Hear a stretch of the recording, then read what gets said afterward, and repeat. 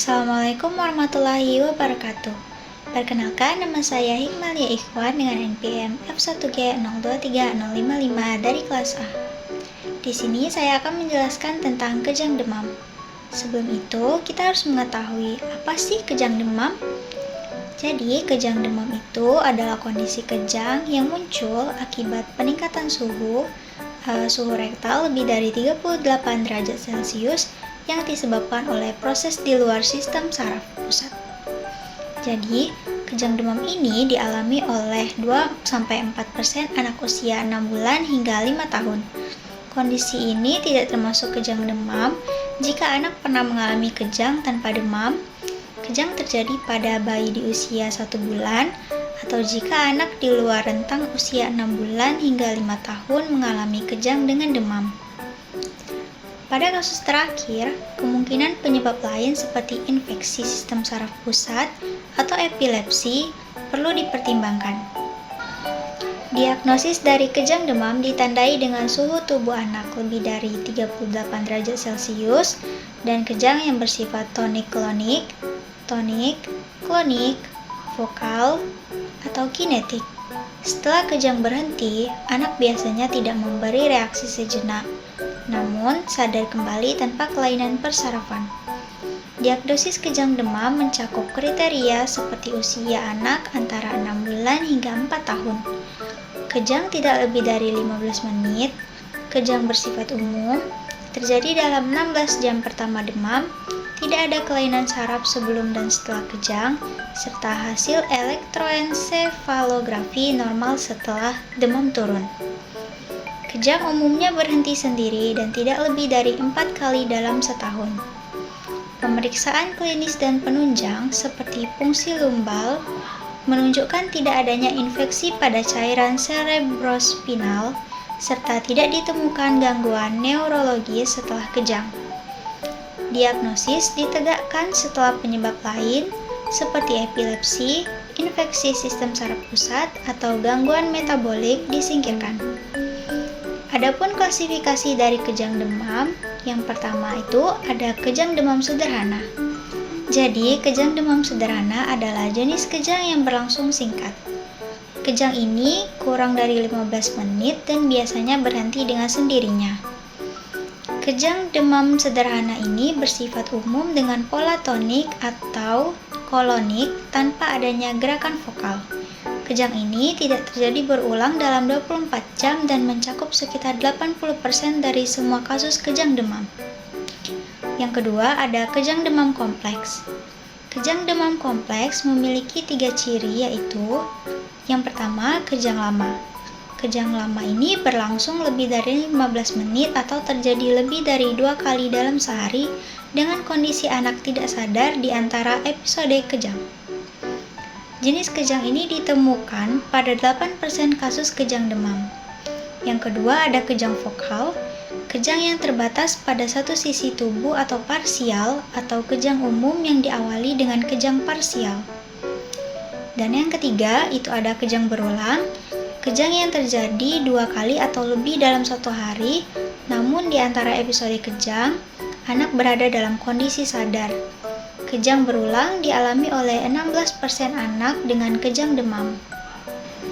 Prognosis kejang demam umumnya baik, dengan tidak adanya laporan tentang kecacatan sebagai komplikasi. Perkembangan mental dan neurologis anak biasanya tetap normal, terutama pada anak yang sebelumnya tidak memiliki gangguan. Namun, penelitian retrospektif melaporkan adanya kelainan neurologis pada sebagian kecil kasus yang biasanya terjadi pada kejang yang berlangsung lama atau berulang, baik bersifat umum maupun bersifat vokal. Kematian akibat kejang ini juga tidak pernah dilaporkan. Kejang demam dapat berulang pada beberapa kasus dengan faktor risiko meliputi riwayat kejang demam dalam keluarga, usia anak di bawah 12 bulan, suhu tubuh yang rendah saat kejang, dan timbulnya kejang yang cepat setelah demam. Jika semua faktor ini ada, kemungkinan berulangnya kejang demam mencapai 80%. Sementara jika faktor-faktor tersebut tidak ada, kemungkinan berulangnya hanya 10-15%. Kejang demam paling sering berulang pada tahun pertama kehidupan. Faktor resiko terjadinya epilepsi setelah kejang demam meliputi beberapa kondisi. Yang pertama, adanya kelainan neurologis atau perkembangan yang jelas sebelum kejang demam pertama. Yang kedua, kejang demam yang kompleks. Yang ketiga, riwayat epilepsi pada orang tua atau saudara kandung. Jadi, masing-masing faktor ini dapat meningkatkan kemungkinan terjadinya epilepsi hingga 4-6%. Sementara, dari kombinasi faktor-faktor tersebut dapat meningkatkan resiko menjadi 10-49%. Meskipun demikian, kemungkinan terjadinya epilepsi tidak dapat dicegah dengan pemberian obat untuk mengatasi kejang demam. Penata laksanaan kejang demam. Kejang demam umumnya berlangsung singkat dan biasanya kejang sudah berhenti saat pasien tiba di rumah sakit.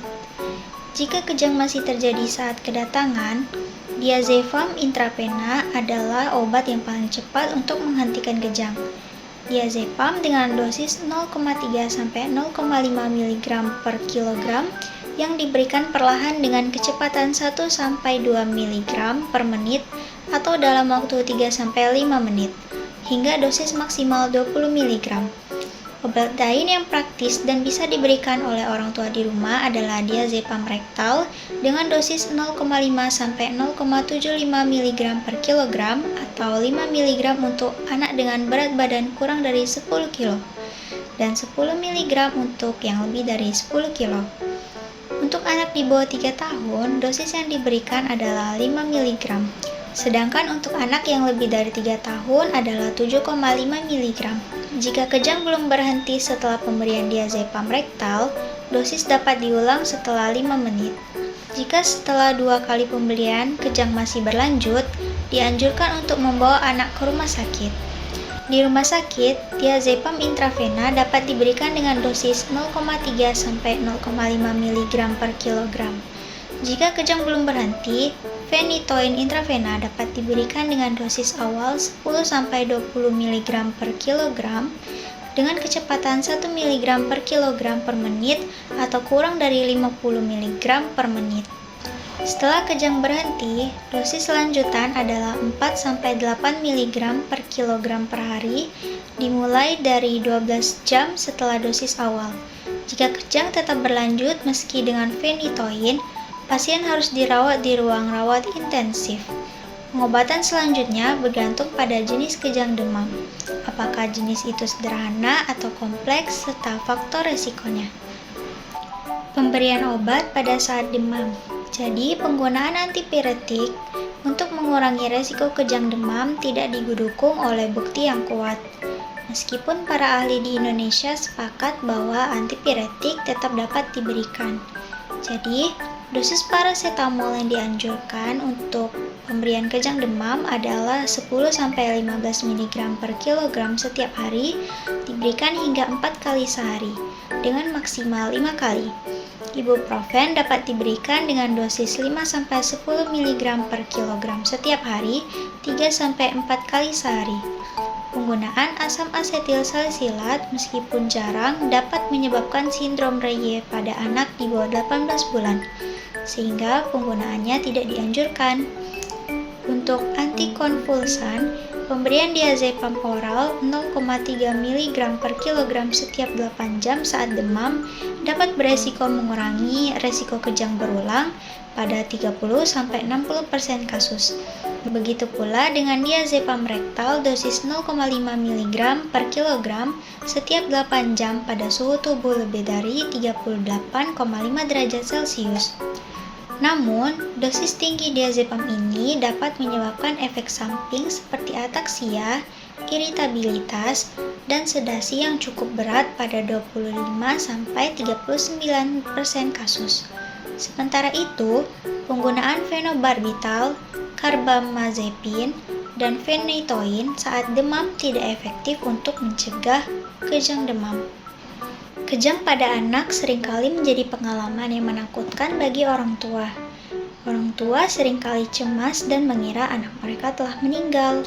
Untuk mengurangi kecemasan ini, orang tua perlu diyakini bahwa kejang demam umumnya memiliki prognosis yang baik.